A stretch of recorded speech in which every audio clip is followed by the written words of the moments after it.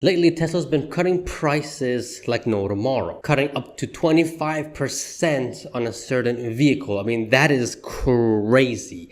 No other car company can do that. I mean, that's just bonkers. But at the same time, there's a lot of investors coming out and voicing their opinions, saying that Tesla price cuts is not going to look good on the earnings report. And although that statement does have some merit to it, it's not all bad. Actually, Tesla price cuts is actually a good thing. And in this video, I'm going to try and explain to you 3 solid points why Tesla price cuts is actually a very smart move. And I hope by end of this video, you get to understand and be more confident about Tesla's Q1 earnings report coming out. And obviously their long-term aspects as well, because this benefits their long-term by a huge mile. As a Tesla investor who's going all in into Tesla stock, this price cut is very bullish for me. And I'm going to tell you why in this video. So get close, smash that like button, and subscribe if you haven't already. Let's get down to it, guys. Point number 1, let's go ahead and compare Tesla, their margins, their vehicles sold, and how much they make per vehicle in dollars, comparing that to the rest of the auto markets. This is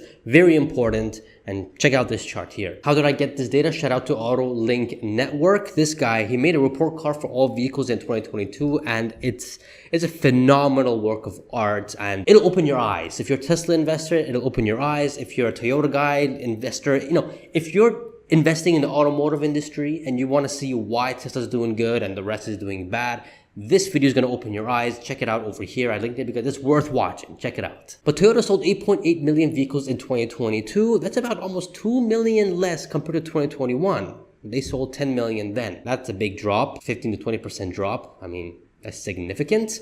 But anywho, moving forward, the list goes on as you guys see here. But I want to point out 2 other vehicle companies here, but one of them is and one of them isn't. If you know, you know. I want you guys to focus on BMW that sold 2.4 million vehicles, and obviously Tesla at 12th place at 1.3, just a bit over that, million vehicles in 2022. Now, why BMW specifically? That's because if you go to the next chart, we can see that Tesla and BMW are making the most per each vehicle sold. That's crazy. Over $9,500 per vehicle in 2022. Now, obviously, this year is going to be less than that because of all the price cuts, but nonetheless, that's crazy. Second place is BMW, over $8,000. 5th place is Toyota, 2,000. But hold on a second. I thought Toyota sold 8.8 million vehicles. I thought economy of scale will greatly benefit Toyota. Why are they only making 2,000 per vehicle? As a matter of fact, why is Toyota only making 7% profit margin, net profit margin, and Tesla is at 15% and BMW is at 14%. I thought, again, economy of scale will work in Toyota's benefits. They're doing 8.8 million vehicles deliveries. Production is probably over 10 million. So what's going on here? Why is Toyota at 7% and only making $2,000 per vehicle, while Tesla and BMW are 1/7 and 1/4 of what Toyota is making, but yet they can make 14 to 15% net profit margins, and Tesla can make 6 to 7 times more than Toyota, and BMW can make almost 4 times more. Why is that? Well, I'm about to tell you why. You see, guys, Toyota has a lot of vehicles being produced at the same time. In fact, so much when I checked out Wikipedia, I couldn't count one by one. I had to put it on Excel form. Putting it on Excel and counting it, they produce 86 different models. That's crazy. You can't accomplish economy of scale when you're making 86 models, when you're making 50,000 of this model and 50,000 of that model, because each production line takes a lot of cost, takes a lot of equipment, manpower, and it's going to drag your profit margins down. You simply cannot benefit from economy of scale this way. When you're making 86 different models, you're spreading yourself thin. Now, yes, Toyota Corolla, they sold about over 1 million in 2022, but look, Tesla Model Y, 760 million was sold in 2022, and this year, they're going to be doing 1 million as well. I mean, can you imagine that? Tesla Model Y, one vehicle, is going to reach almost the same amount of deliveries than Toyota's best-selling. That's just crazy. That's insane. But anyways, it gets more insane as we go forward. Let's keep going forward. Now, we just covered why Toyota doesn't benefit from economy scale and why they have terrible margins on their vehicle, despite that they're doing millions in production, tens of millions in production, and almost 10 million deliveries yearly. Let's talk about BMW, though. Why is BMW? I mean, they're doing 1/4 of what BMW is is doing. So how do they have high margins, and how are they making over 8,000 per each vehicle? Well, again, looking at Wikipedia and looking at their total list of models, it came out to 26 models. Now, when you compare 26 models to 86, that's 60 models less. That means BMW has more concentration on each vehicles to sell, to produce, and to deliver. You can benefit from economy of scale, and that's how BMW is benefiting from their profit margins, because they're benefiting from economy of scale. They only have 26 models that they're producing and selling. Nothing more than that. Now, obviously, 26 model is quite a bit, but it's much better than 26 different models where you're spreading yourself extremely thin. But I think right now you guys are connecting the dots, and obviously now we're going to talk about Tesla. You see, Tesla only has 9 models, including the compact car, the van, Roadster, and Cybertruck, which out of these 4, 3 of them have not been even produced yet. So you want to just say just 5 vehicles, the sexy models and the semi-truck. They're mass producing 5 vehicles. Well, we can say 4 because Cybertruck is not massively produced yet.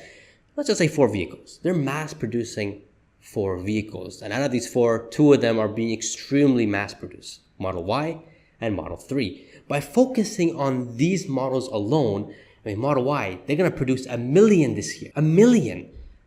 That's insane. They can heavily benefit from economy of scale and make more profit per vehicle than any other car industry out there. That's just insane. That's crazy. That's why, guys, Tesla has a high margin, and BMW as well, because economy of scale is working in their favor. Now imagine when Tesla is producing 5 million vehicles, 10 million vehicles.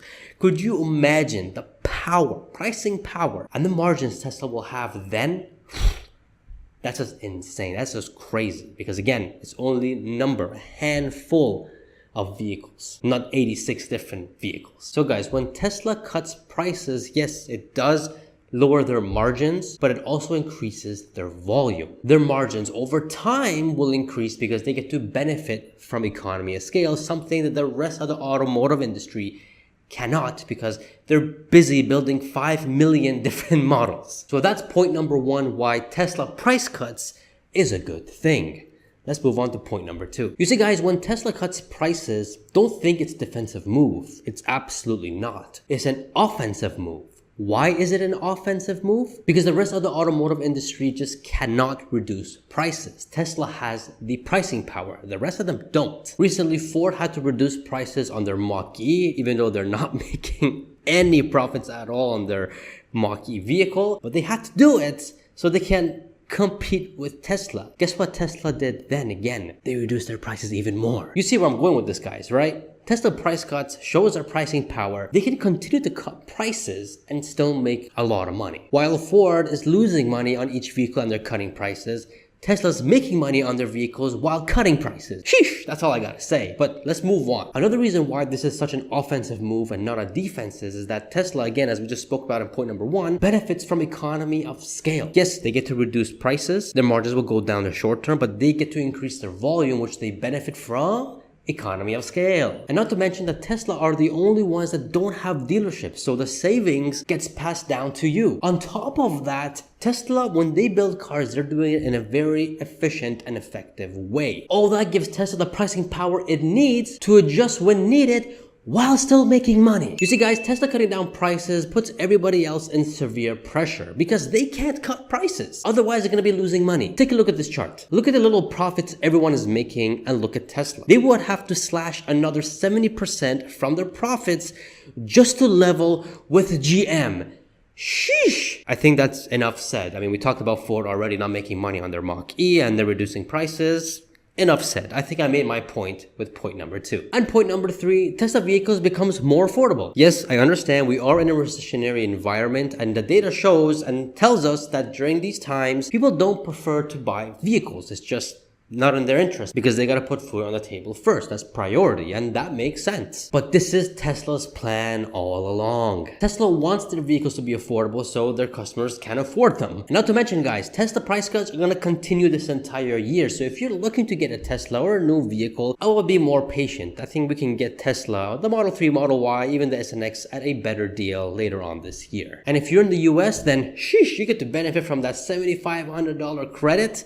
you're going to be getting like an EV for about 20 to 25,000 bucks.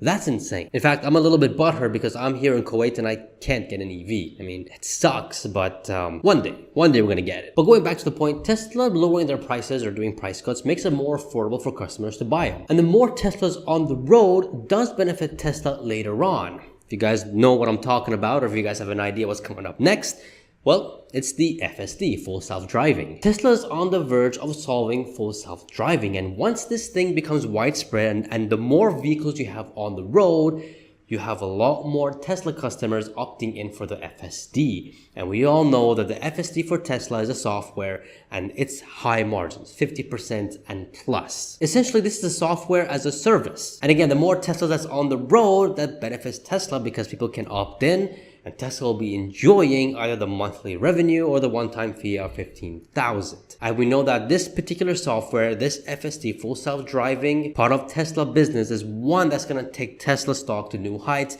and probably take it as far as becoming the world's most valued company. Because imagine you sit in your car, you just put in destination and it drives for you safely, and you can do anything in the vehicle.